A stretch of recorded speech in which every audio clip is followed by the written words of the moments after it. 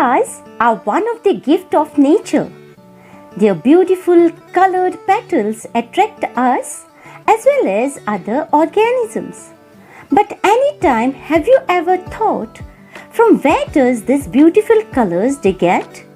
Or why the leaves are green in color while some others show red color, white color as well as multicolored leaves? Well, inside the plant cell there are color bags that impart different colors to different parts of the plants. Do really the plant cell have color bags? These cells have organelles which act as color bags, and they are plastids. So what are plastids? They are colorful organelles. And how do they get different colors? Well, they have the pigments that are responsible to impart different colors to different parts of the plants. Plastids are found in all plant cells as well as certain protists such as euglenoids. If plastids are responsible to impart different colors, does it mean that each plastid will have different kinds of colors? No, depending on the color the plastid impart, they are of three kinds: chloroplast, chromoplast and leukoplast. Chloroplast impart green color, chromoplast impart different colors, while leukoplast are colorless plastids. Let us see one by one. The chloroplast is present in green leaves, therefore impart green color. In Greek, chloros means green and plastos means molded. These are green pigment chlorophyll containing plastids which takes part in the synthesis of organic food from the inorganic raw materials in presence of sunlight. The chloroplast of higher plants are usually spherical, ovoid, discoid or lens-shaped, while in algae the chloroplast have various shapes such as cup-shaped, girdle-shaped, ribbon-like, reticulate or star-shaped. Their number varies from species to species. The minimum number of one chloroplast per cell is found in some green algae such as Chlamydomonas, while in plants the mesophyll cells have 20 to 40 such chloroplasts in each cell. Based on these numbers, we come to know that these cells must be playing very important role in photosynthesis. And yes, the mesophyll cells are the parenchymatous cells present in the leaves. Thus, the region or the part of plant which will carry out photosynthesis will have more number of chloroplasts in their cells. The mesophyll cells that are present in the leaves will have n number of chloroplasts. Each chloroplast will have photosynthetic pigment, that is chlorophyll, as well as there are carotenoid pigments that are also essential to carry out photosynthesis. It is the double membrane structure. Outer is the protective layer, while the inner membrane encloses sponge-like matrix called stroma. The stroma have different materials such as ribosomes, DNA, RNA and certain enzymes. This is the reason why this organelle doesn't depend on the other organelles for their functions and therefore can duplicate or replicate by its own. Thus, chloroplast is the principal plastid. They play very important role in plants. And what are these stack-like structures present in the stroma? We call these as grana, singular granum. And what are these stack made up of? They are made up of many disc-like structures called as thylakoids. Each thylakoid has color pigments, and they are nothing but chlorophyll pigments that play very important role in photosynthesis. Thus, due to presence of different kinds of chlorophyll pigments, it imparts different shades in the leaves. Now let us understand in detail about the structure of chloroplast.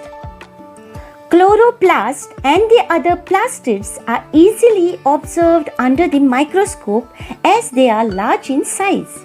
As discussed earlier, the ultrastructure of chloroplast show double membrane envelope and the matrix called as stroma, that is enclosed by the double membrane. The two membranes are separated by fluid-filled matrix called as intermembrane space. Both outer as well as inner membrane are smooth. The outer membrane is more permeable than the inner membrane. Inner membrane has more proteins, including some carrier proteins. The ground substance of chloroplast is called as stroma or matrix. It is semi-fluid, colorless, that contain various enzymes that are essential to synthesize carbohydrates, double-stranded circular DNA that can duplicate by its own, ribosome 70S type, as well as RNA. If we see these characteristics are exactly similar to bacterial cells or prokaryotic cell, since it can duplicate by its own and also can undergo binary fission, this organelle is called as semi-autonomous. In green algae other than these material, the chloroplast also possess some starch-containing structures called as pyrenoids. The number of membrane-lined flattened sac-like structures called thylakoids run throughout the stroma or matrix. They generally run parallel but may show some interconnection between them. The thylakoids are placed one above the other like a stack of coins to form grana. The thylakoid membrane encloses the empty space called lumen. The thylakoid membrane contains photosynthetic pigments such as chlorophyll A, chlorophyll B, and carotenoid pigments such as keratin and xanthophylls, essential to carry out photosynthesis. There are many membranous tubules called stroma lamellae that forms the interconnection between the thylakoids of different grana. Now, can you recollect the material that is present in mitochondria and relate it with plastids? Yes, there are certain similarities between these organelles. Both are double membranous organelles. They possess their own DNA, RNA as well as ribosomes exactly similar to prokaryotic organisms. They are semi-autonomous and both can undergo binary fission. Both can produce ATP and they are present in eukaryotic cells. But can we find any difference between the two organelles?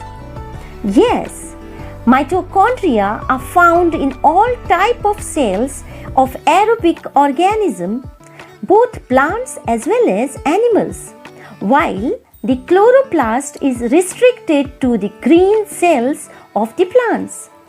Mitochondria are colorless organelles, while the chloroplasts are green in color. Mitochondria do not possess grana, while plastids or chloroplasts do have. Mitochondria do not have any pigments, while the chloroplast possess chlorophyll pigments, xanthophylls as well as carotenoids. If we see the structure, mitochondria are generally cylindrical in outline, while the chloroplasts are generally disc-shaped. The inner membrane of mitochondria is enfolded into cristae. Such cristae are absent in chloroplast. Moreover, mitochondria liberate large amount of energy by breaking down organic food through respiration, while the chloroplasts store lot of energy by building up organic food through photosynthesis. Let us now understand the second type of plastid, chromoplast. Chromoplasts are heterogeneous organelles. That means these are not same in every cell. They contain different kinds of color pigments that gives attractive color to fruits and flowers. In Greek, chroma means color and plastos means molded. They are the colored plastids containing pigments other than the chlorophyll. Chromoplasts contain fat-soluble carotenoid pigments such as keratin and xanthophylls that are also essential to carry out photosynthesis. The carotenoid pigments impart usually yellow, orange and red color. These plastids are either formed from leukoplast or chloroplast. The change in color from green to red during ripening of many fruits such as tomatoes, chilies is due to these plastids. Orange color in carrot or beautifully colored flowers or the fruits is due to the presence of these pigments that will impart different colors. Let us now see the third type of plastid, leukoplast. Leukoplasts are white, colorless organelles. And if these organelles are colorless, then what they are important for? Well, they are bulk storage organelles to store starch, other sugars, proteins and lipids. So which cell will have leukoplast more in number? Roots, bulbs and other storage organs such as fruits, seeds, tubers and rhizomes will have more number of such organelles. In Greek, leuko means white and plastos means molded.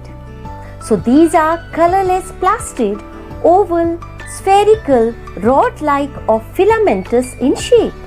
They do not possess any photosynthetic pigments. Leukoplasts are of three kinds: amyloplast, alloplast and proteinoplast, based on the material that they store. Amyloplasts are starch storing leukoplast, usually seen in potato, wheat as well as rice. Alloplast is also called as lipidoplast that stores fats as well as oil. Example is tuberose. Proteinoplast or allurinoplast contain proteins. Example, allurone cells of maize seeds. Overall, we see that plastids play important role in photosynthesis, that is chloroplast.